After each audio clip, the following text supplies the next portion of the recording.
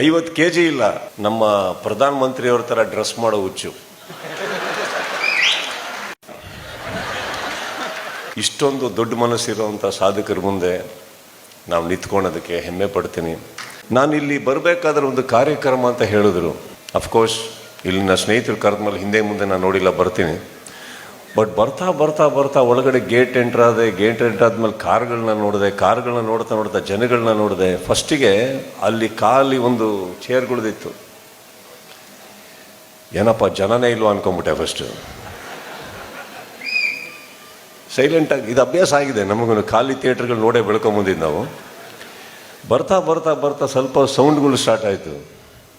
ಆಮೇಲೆ ಒಳಗೆ ಬಂದೆ, ನಿಮ್ಮನ್ನು ನೋಡಿದೆ. ಅಯ್ಯೋ ಇಷ್ಟೊಂದು ಜನ ಅನ್ನೋಷ್ಟೊಳಗೆ ವೇದಿಕೆ ನೋಡಿದೆ. ವೇದಿಕೆ ಮೇಲೆ ಇಷ್ಟು ಜನ ಕೂತಿದ್ದಾರಂದರೆ ಅಂಥದ್ರಲ್ಲೂ ಬಹಳ ಸಾಧಕರು, ಬಹಳ ದೊಡ್ಡ ವ್ಯಕ್ತಿಗಳು, ಜೀವನದಲ್ಲಿ ಏನೇನೋ ಮಾಡಿರೋರು, ಇವರೆಲ್ಲ ವೇದಿಕೆಯಲ್ಲಿ ಸೇರಿಸಿದ್ದಾರೆ ಅಂದರೆ ಎಂಥ ತೂಕವಾದಂಥ ವೇದಿಕೆ ಇದು. ಆ ವೇದಿಕೆಯಲ್ಲಿ ನನ್ನನ್ನು ಕರೆಸಿ ತಾವೆಲ್ಲ ಕೂರಿಸಿ ಪ್ರೀತಿ ತೋರಿಸಿದ್ದೆ ಬಹಳ ದೊಡ್ಡದು. ಅದ್ರ ಮೇಲೆ ನನಗೆ ಯಾವ ಸನ್ಮಾನ ಬೇಡಿ. ತುಂಬ ಧನ್ಯವಾದ ನನ್ನ ಇಲ್ಲಿ ಕರೆಸಿದ್ದಕ್ಕೆ. ಎಲ್ಲೋ ಒಂದು ಕಡೆ ಬರೀ ನಾವು ನಮ್ಮ ಚಿತ್ರರಂಗ, ನಮ್ಮ ಕಲೆ, ನಮ್ಮ ಹೋರಾಟದಲ್ಲಿರ್ಬೇಕಾದ್ರೆ ಇದನ್ನೆಲ್ಲ ನೋಡೋದಕ್ಕೆ ಬಹಳ ಖುಷಿಯಾಗುತ್ತೆ.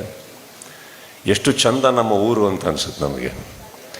ಆ ಪ್ರೀತಿ ತೋರಿಸಿದ್ದಕ್ಕೆ, ಇಲ್ಲಿ ಕರೆಸಿದ್ದಕ್ಕೆ ಪ್ರತಿಯೊಬ್ಬರಿಗೂ ಹೃದಯಪೂರ್ವಕ ಧನ್ಯವಾದಗಳನ್ನ ಹೇಳ್ತಾ,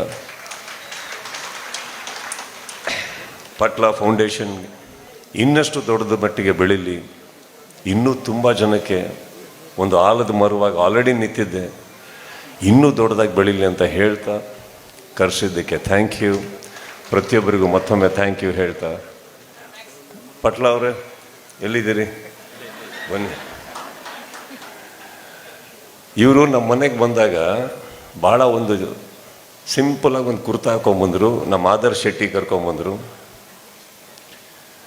ಕರ್ಕೊಂಬಂದ್ಬಿಟ್ಟು ನಮ್ಮ ಆದರ್ಶ್ ಶೆಟ್ಟಿಗೆ, ಎಲ್ಲಿದ್ದೀರಾ?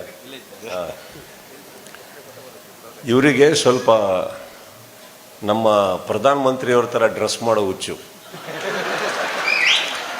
ಅವ್ರ ಥರ ಆಗಬೇಕು ಅಂತ ಏನೋ ಕನಸಿರ್ಬೇಕೇನೋ ಗೊತ್ತಿಲ್ಲ, ಹೋದಲ್ಲೆಲ್ಲ ಹೀಗೆ ಇರ್ತಾರೆ.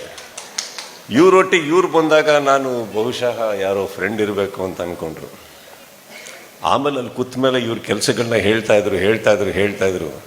ಸಡನ್ನಾಗಿ ನನಗೆ ಅನಿಸಿದ್ದು, ನೀವು ಯಾಕ್ರಿ ಇಷ್ಟೊಂದು ಬಟ್ಟೆ ಹಾಕೊಂಡಿದ್ದೀರಾ? ಅವ್ರು ಹಾಕೊಬೇಕಲ್ವಾ? ಆ ವ್ಯಕ್ತಿ ಬಗ್ಗೆ ಏನಕ್ಕೆ ಹೇಳಿದೆ ಅಂದರೆ, ಎಷ್ಟು ಸಿಂಪಲ್ಲಾಗಿ ಬಂದಿದ್ರು. ಆಮೇಲೆ ಅವ್ರ ಸಾಧನೆಗಳು ಹೇಳ್ತಾ, ಅವ್ರ ಕೆಲಸಗಳನ್ನ ಹೇಳ್ತಾ ನನಗೆ ಸಡನ್ನಾಗಿ ನೋಡಿ 50 kg ಇಲ್ಲ. ಏನು ನೋಡೋಕ್ಕೆ ಸಿಂಪಲ್ಲಾಗಿ ಮನೆಯಿಂದ ಬಂದು ಒಂದು ಉದ್ಯಮಿ ಕೆಲಸಕ್ಕೆ ಹೋಗಿ ಬರೋರ ಥರ ಇದ್ದಾರೆ. ಆಮೇಲೆ ನೋಡ್ತಾ ಆ ಪುಸ್ತಕ ಓಪನ್ ಮಾಡಿದೆ. ಎಂಥ ಪುಸ್ತಕ ರೀ ಇವರು! ಅದ್ಭುತವಾದಂಥ ಒಂದು ಬುಕ್ ಇವರು. ಇವತ್ತಿಗೆ ಇಷ್ಟೊಂದು ದೊಡ್ಡ ಮನಸ್ಸಿರುವಂಥ ಸಾಧಕರ ಮುಂದೆ ನಾವು ನಿಂತ್ಕೊಳ್ಳೋದಕ್ಕೆ ಹೆಮ್ಮೆ ಪಡ್ತೀನಿ.